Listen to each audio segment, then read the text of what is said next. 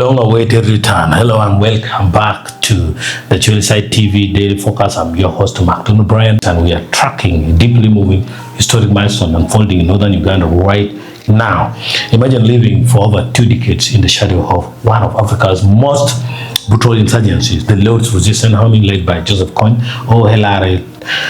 For a group of former abductees, that nightmare is finally over. But as we have learned over the last 24 hours, the final leg of their journey home was anything but easy.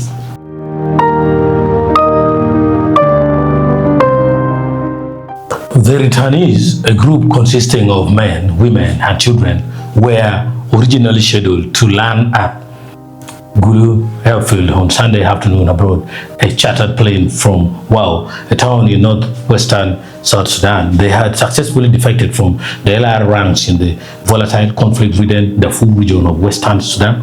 But as they waited on the tarmac in South Sudan, the skies opened up. Heavy, relentless torrential rains grounded the flight.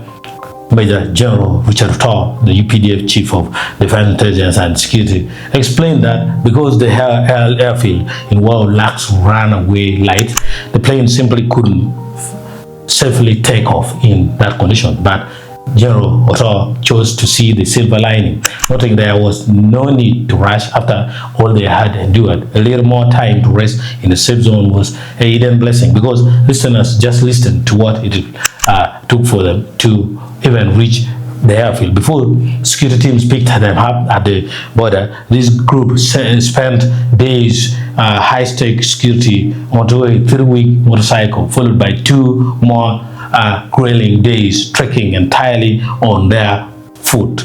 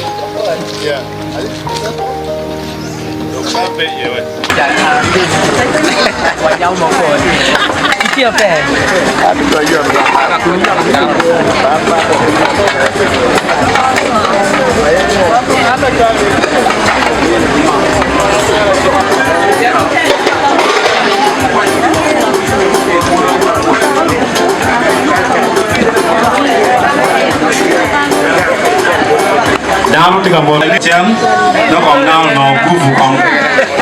One when come or bill or no guvu. Or bill or no guvu.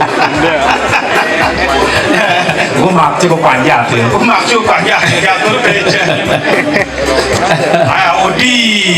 Odi, dong. Wabeng punya one waju di, you know. I want you. Achel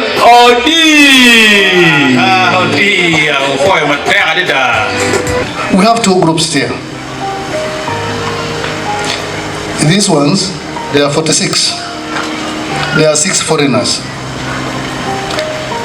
I want to thank the 6 foreigners for encouraging their colleagues to join these Ugandans and come home, because it was not even far to cross to Central African Republic to come.